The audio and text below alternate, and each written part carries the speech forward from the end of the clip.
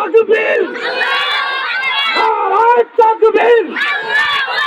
আল কোরআনের আলো, আল হাদিসের আলো, ইসলামের শত্রুরা নারায়ে তাকবীর।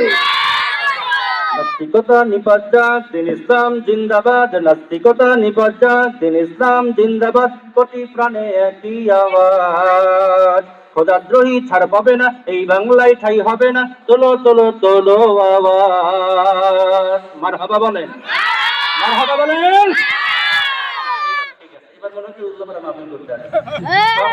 আলহামদুলিল্লাহ, একটু শুরুতে গরম দিয়ে দিলাম যাতে করে আমিও ঘেমে গেছি।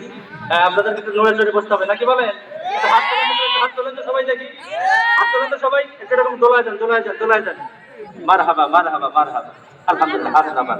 দেখেন সব ঠিকঠাক হয়ে গেছে, বাহির থেকে অনেকে চলে গেছে, মাহফিলের পরিবেশ হয়ে যাবে। আলহামদুলিল্লাহ, বলাও লাগে না, আগায় বসতেছে তারা নিজেরাই, তারা বুঝে গেছে যে না এখানে কাজ হবে একটু না। আলহামদুলিল্লাহ, একবার কি জোরে মারহাবা বলা যায়? আলহামদুলিল্লাহ, শুকরিয়া আদায় করছি ওই মহান আল্লাহ রাব্বুল আলামিনের জন্য, যে মহান আল্লাহ তাআলা আমাদের সকলকে দুনিয়ার সকল কাজ থেকে আলাদা করে পৃথক করে এই জান্নাতের বাগানের মধ্যে আসার বসার তৌফিক দান করেছেন।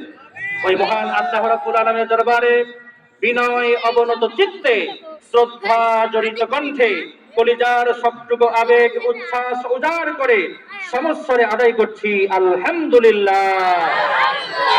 আরো কি একটু জোরে বলা যাবে আলহামদুলিল্লাহ? আরো জোরে বলছি আলহামদুলিল্লাহ। সকলে প্রকাশে জবান করে বলেন তো দেখি, রব্বানা লাকাল হামদ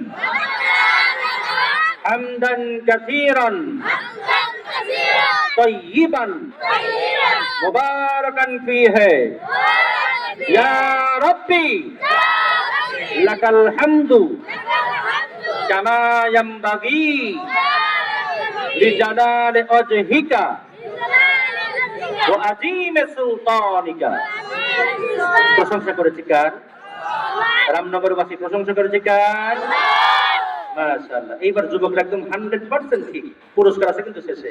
হ্যাঁ, এভাবে ঠিকঠাক থাকতে হবে ইনশাআল্লাহ।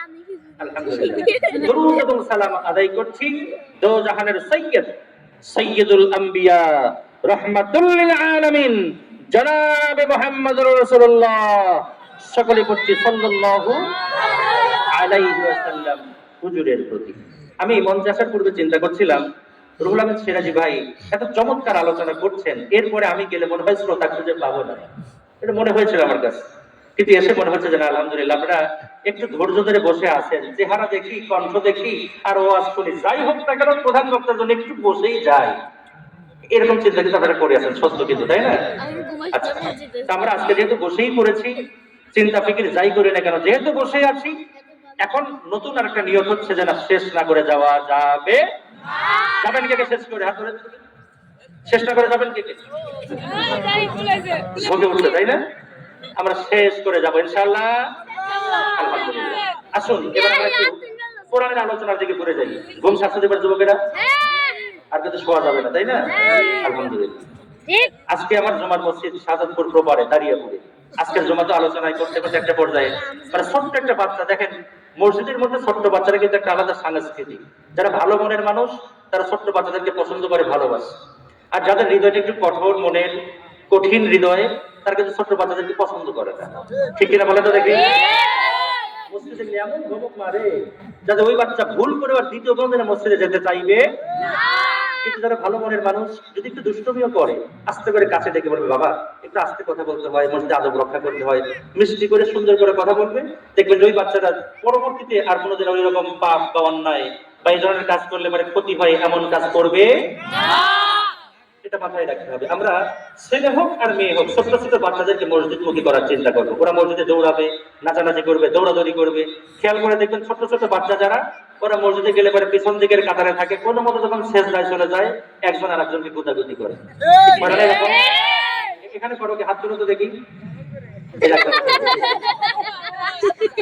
আমরা মসজিদে গেলে এরকম করবো না, ভদ্রতা বজায় রাখবো ইনশাআল্লাহ, বলি সবাই। আর ছোট্ট বাচ্চারা মসজিদ মুখী যাতে হয়, আমার মা বোনেরা অনেকে এসেছেন সুন্দর করে সাজুগুজু করে, আজান হয়ে গেলে মসজিদের দিকে পাঠিয়ে দিব। আর মসজিদ আমরা নিয়মিত যারা যাতায়াত করি, আদর সোহাগ করে পারলে একটু চকলেট কিনে দিব, ছোট ছোট একটা কলম গিফট করবো, যাতে করে ওরা মসজিদের আসার ব্যাপারে আন্তরিক হয়। ঠিক কিনা বলে?